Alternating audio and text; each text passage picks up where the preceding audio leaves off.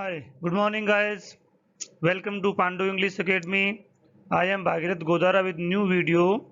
आज हम class 8th के एग्रीकल्चर लेसन जो फोर्थ लेसन है उसके सेकंड पार्ट की स्टडी करेंगे।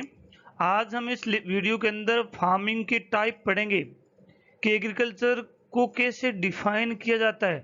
जैसे कि आप देखते हैं कि कुछ लोग एग्रीकल्चर जो बिना किसी टेक्नोलॉजी के यूज करते हैं वो कुछ लोग हाईटेक एग्रीकल्चर करते हैं, उसमें साइंटिफिक मेथड को यूज किया जाता है। कुछ लोग ऐसे ही करते हैं। अब कई बार हमें देखते हैं कि कुछ लोग ईयर में 3 क्रॉपिंग कर लेते हैं, 3 फसल उठा लेते हैं, कुछ लोग एक ही फसल उठा पाते हैं। उनके पीछे क्या रीज़न है, क्या टेक्नोलॉजी है, क्या उसमें अपग्रेडेशन किए जा सकते हैं, इसकी हम स्टडी आज करेंगे। आगे बढ़ने से पहले मेरा निवेदन है, वीडियो को पूरा देखें, लाइक करें, सब्सक्राइब करें, शेयर करें, कमेंट करें, अपने फ्रेंड्स से फॉलो करवाएं। आगे देखते हैं। टाइप्स ऑफ फार्मिंग के प्रकार हैं। एक है सबसिस्टेंस फार्मिंग, दूसरा है कॉमर्शियल फार्मिंग। कॉमर्शियल वाली वर्ड से समझ में आता है कि वो फार्मिंग जो कॉमर्शियल एक्टिविटी के लिए की जाती है। मेरी बात समझें, जो ह्यूमन बीइंग के डायरेक्ट काम में नहीं आती। जैसे मैं कहूँ कॉटन, तो कॉटन हमारे डायरेक्टली किसी काम में नहीं आती, वो कॉमर्शियल फार्मिंग। जिसमें कहूँ शुगर केन गन्ना हमारे किसी काम में नहीं आता। गन्ने शुगर केन की फसल जो है आप काटोगे, मार्केट में जाएगी, प्रोसेसिंग होगी, गुड़ है ना, जो गुड़ बोलते हैं वो बन करके वापस आएगा, तब हमारे काम में आएगा। वैसे ही कॉटन है, कॉटन आप क्रीपिंग करोगे, उसको चुगाई करोगे, फिर उसे मार्केट में जाएगी, वो स्पिन होकर के बाद में उसके थ्रेडिंग बनेगी। इस वर्ड से समझ में आता है कॉमर्शियल। अब कॉमर्शियल को हम हटा देते हैं और बाकी जितनी भी एग्रीकल्चर बचती है वो किस में आ जाएगी, सबसिस्टेंस में आ जाएगी, जिसमें हाई टेक एग्रीकल्चर भी आएगी, लो टेक एग्रीकल्चर भी आएगी, नोमेडिक एग्रीकल्चर भी आएगी, है ना, जूमिंग एग्रीकल्चर भी आएगी। आगे हम सब चीजें आज पढ़ेंगे। ये इस तरह के एग्रीकल्चर के टाइप होते हैं। आगे हम देखते हैं। अब सबसे पहली बात हम पढ़ेंगे सबसिस्टेंस फार्मिंग। इसको समझें। सबसिस्टेंस असिस्टेंस एक वर्ड था, सहायक। ऐसी कोई भी एग्रीकल्चर जो सिर्फ सहायता के लिए हो। सहायता का मतलब है जो ह्यूमन बीइंग की जीवन को सर्वाइव करने के लिए ही हो। ऐसी कोई भी एग्रीकल्चर जो ह्यूमन बीइंग की आवश्यकता को पूरा करे।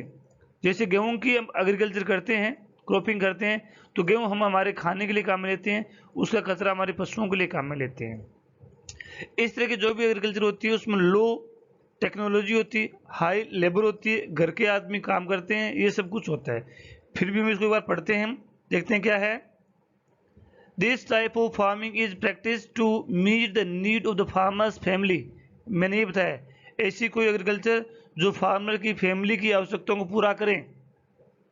एक एग्जांपल हमने ले लिया वीट का, चाहे हम बाजरे का ले लें या कुछ और एग्जांपल ले लें, वो सिर्फ हमारी आवश्यकताओं को पूर्ति के लिए हम ज़्यादा बेचते हैं, बचता है तो हम मार्केट में सेल करते हैं, लेकिन फर्स्ट हमें अपने लिए रखते हैं। इसमें क्या होता है, low level of technology use होती है, क्योंकि इसमें इनकम होती इतनी है, हमारी सिर्फ आवश्यकताएं पूरी कर पाते हैं। तो जब तक टेक्नोलॉजी अर्निंग नहीं होगी तो न्यू टेक्नोलॉजी इसमें आएगी नहीं।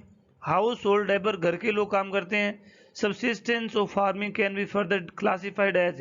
अब इस सबसिस्टेंस एग्रीकल्चर को 2 पार्ट में डिवाइड कर दिया गया है, इंटेंसिव और प्रिमिटिव सबसिस्टेंस एग्रीकल्चर। ये इसी के पार्ट है। अब इसको क्या कर दिया कि कुछ एक्टिविटी कुछ अलग होती है, कुछ प्रिमिटिव होती है, कुछ में हाईटेक टेक्नोलॉजी आती है, कुछ में लो टेक्नोलॉजी आती है। इसको हम इसी में पढ़ेंगे। This is the intensive agriculture.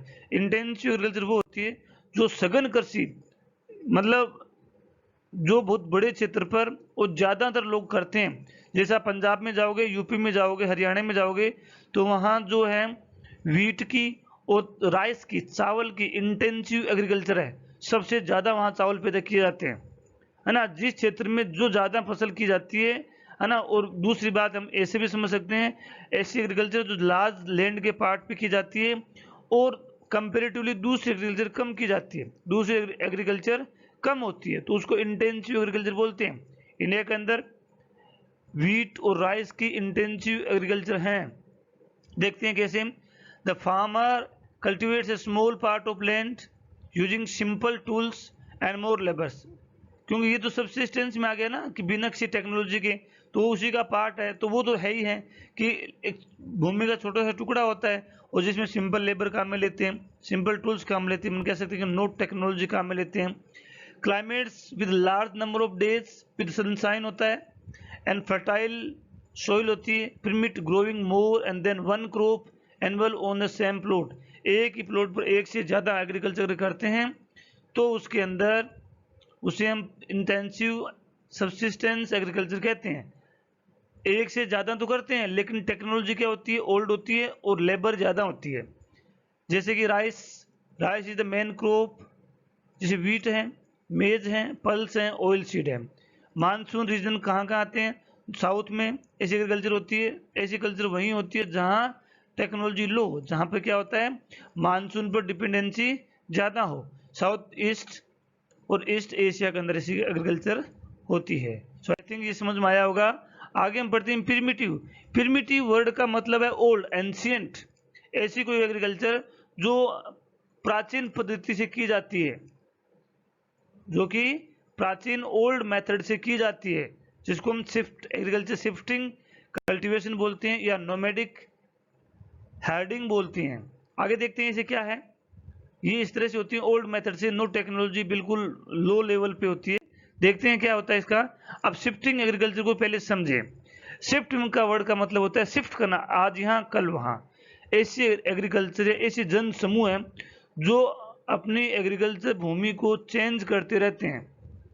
10 साल एग्रीकल्चर की, जब वो लैंड बिल्कुल अनफर्टाइल हो गई, बैरन हो गई, तो उसको छोड़ के कहीं और चले गए। इसके लिए क्या होता है, वो क्या करते हैं कि ऐसी एग्रीकल्चर उन क्षेत्रों में ज़्यादा होती है जहाँ पे सघन वन होते हैं। तो क्या करते हैं, नोमैडिक जो लोग होते हैं, जो घुमक्कड़ जो लोग होते हैं, किसी एक लैंड एरिया को चुनते हैं और उसमें आग लगा देते हैं, उसमें घास फूस पेड़ पौधे उनको सबको जला देते हैं। जलाने से वो एरिया, वो क्षेत्र साफ हो जाता है और उसकी जो राख जो है, वो उपजाऊपन के काम में आती है। फिर उसको क्या करते हैं, उसकी टिलिंग करते हैं, टिलिंग करके उसको सोइल के साथ मिला लेते हैं। मिलाने के बाद उनके लिए एग्रीकल्चर लैंड बन जाती है, काफ़ी फर्टाइल होती है। अब उसी लैंड के अंदर वो लगभग 10 ईयर तक, 20 ईयर तक, 5 ईयर तक, जब तक कि वो भूभाग अच्छी उन्हें उपजाऊ दे रहा है, उत्पादन अच्छा दे रहा है।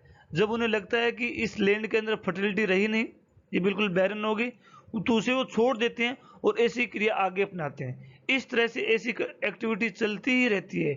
इसी एक्टिविटी को बोलते हैं शिफ्टिंग एग्रीकल्चर या शिफ्टिंग कल्टीवेशन, है ना। ये कहाँ कहाँ होती है हम देख लेते हैं। Shifting cultivation is practised in thickly forest. मैंने कहा था ना कि सघन वन वाले क्षेत्र, जैसे अमेजन फॉरेस्ट है, या हम कह सकते हैं नॉर्थ ईस्ट में इंडिया का पार्ट है, असम बिहार, असम वाला क्षेत्र है, अरुणाचल प्रदेश का क्षेत्र, वहाँ पे ऐसी एग्रीकल्चर की जाती है। अमेजन बेसिन, जहाँ की बहुत ज़्यादा पेड़ पौधे हैं।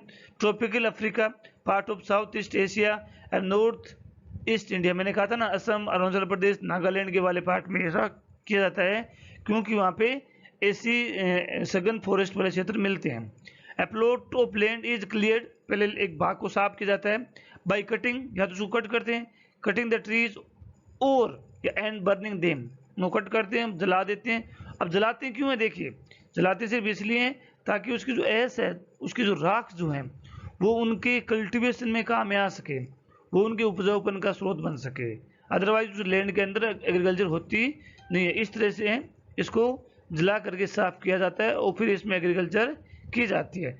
ये बिल्कुल प्रिमिटिव वर्ड का मतलब ये होता है कि बिल्कुल ओल्ड मेथड से, इसमें कोई टेक्नोलॉजी नहीं है, लेबर बहुत ज़्यादा होती है, प्रोडक्शन बहुत कम होता है। आगे हम देखते हैं, इसी का पार्ट है शिफ्टिंग का ही। The seeds are then mixed with soil and crops like maize, yam, potatoes, कसावास are grown. इस तरह की फसल यहाँ पे ग्रोन की जाती है। When the soil losses is fertility, मैंने बताया था कुछ वर्षों के बाद में सोइल अपनी फर्टिलिटी खो देती है। द लैंड इज अबंडेंट, उसी क्षेत्र को छोड़ देते हैं। And the cultivator move to a new plot, वो कल्टिवेटर में जो किसान जो होते हैं दूसरे स्थान पे चले जाते हैं। Shifting cultivation is known as slash, है ना, बर्निंग एग्रीकल्चर। इसको स्लैश और बर्निंग एग्रीकल्चर बोलते हैं। दूसरी बात ये कि इस एग्रीकल्चर को अलग अलग जगह पर अलग अलग नामों से जाना जाता है। जैसे हम पढ़ते हैं, shifting cultivation is known by different names in different part of world, जैसे झूमिंग कृषि ईस्ट और नॉर्थ इंडिया में जानी जाती है मिल्पा, मैक्सिको रिका, रोका ब्राजील में जानी जाती है, लेडंक मलेशिया में। ऐसे बहुत सारे नाम, अलग अलग क्षेत्रों में इसको अलग अलग नाम से जानते हैं। आई थिंक आपको ये समझ में आया होगा शिफ्टिंग एग्रीकल्चर क्या होती है। आगे हम देखते हैं। अब नोमेडिक, पहले समझिए नोमेडिक वर्ड क्या होता है। नोमेडिक का मतलब घुमक्कड़। अब घुमक्कड़ वही बात है कि घुमड़ के कृषि कैसे करते हैं, तो घुमड़ का मतलब आज यहाँ कल वहाँ।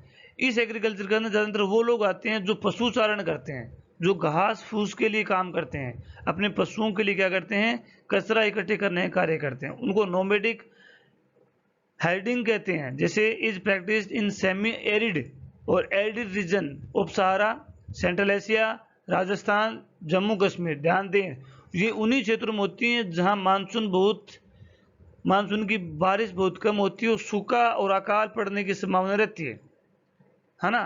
जहां पर लोग रहते तो हैं लेकिन वहाँ एग्रीकल्चर नहीं होती, मानसून नहीं आता, बारिश नहीं होती, तो वो लोग क्या करते हैं, जिस साल मानसून कम आता है, जिस साल बारिश कम होती है, अपने पशुधन को वहाँ से कहीं दूसरे एरिया में शिफ्ट कर देते हैं। जैसे मैं कहूँ राजस्थान के कुछ क्षेत्रों में अकाल पड़ता है तो यहाँ के कुछ लोग हरियाणा और पंजाब में शिफ्ट हो जाते हैं, अपने पशुधन वहाँ ले जाते हैं, पशुओं को रखते हैं वहाँ पे।